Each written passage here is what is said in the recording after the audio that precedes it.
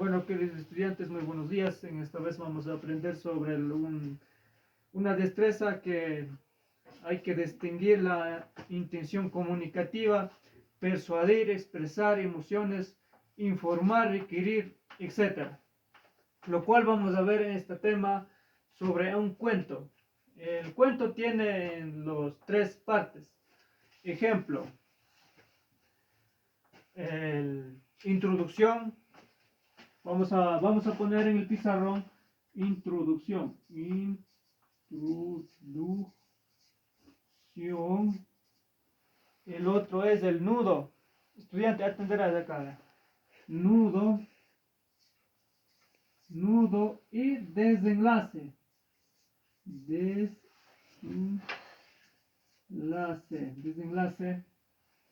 En este vamos a ver lo que significa la introducción, lo que significa el nudo, lo que significa el desenlace. Para lo cual el cuento tiene los tres partes, la introducción y el nudo y el desenlace, ¿no es cierto? Queridos estudiantes, atenderán. Entonces, lo cual la introducción es algo que es natural, algo que llega o algo que comienza de primera parte, ¿no es cierto? Parte primera, lo que por ejemplo puede ser de un cuento, como digamos de un cuento de un lobo, o por ejemplo de una oveja, o de un cuento de muchos cuentos ustedes pueden saber, o los padres de familia hayan contado, los abuelitos a su vez pueda que hayan contado, ¿no es cierto? La introducción es de eso.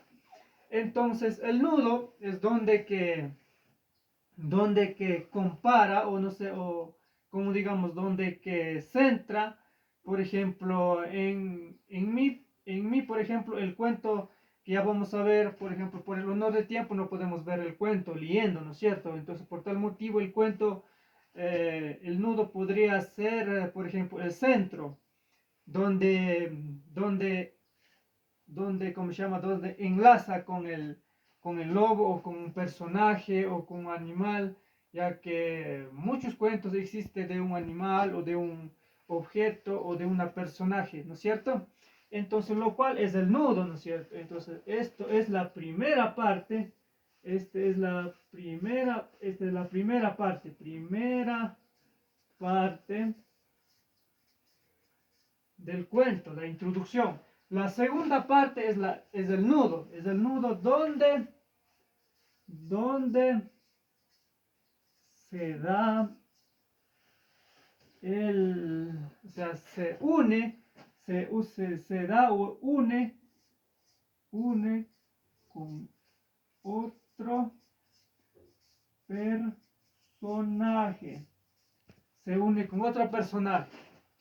Desenlace, por ejemplo, ya podría ser ya el final, ¿no es cierto? Desenlace podría ser el final, lo cual es puede ser de una dramática, o puede ser de un cuento, ya al finalizar que desenlace, ya va terminando. Por ejemplo, podría ser el cuento, ya va terminando, por ejemplo, el lobo mintió, o cayó en la trampa, ¿no es cierto? Eso quiere decir el desenlace. Ya nos vamos a culminar el cuento, ¿no es cierto? Eso ha sido, o sea, de la parte de desenlace del cuento. Entonces, aquí para aprender esto, podríamos aplicar un cuento.